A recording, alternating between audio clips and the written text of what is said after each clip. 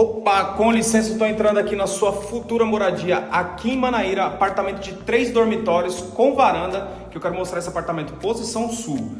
Pera aí, deixa eu mostrar esse apartamento aqui que tá ventilado que só. Vamos lá. Pessoal, cozinha com área de serviço, integrada à cozinha, tá? Agora vamos mostrar aqui, sala para 2 ambientes, como vocês estão vendo. Apartamento um pouco mais compacto, tá? Novo, tá entregando agora, com varanda. Deixa eu mostrar aqui os quartos para vocês.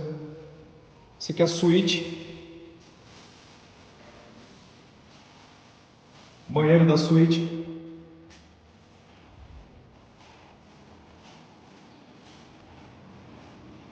Mais um dormitório.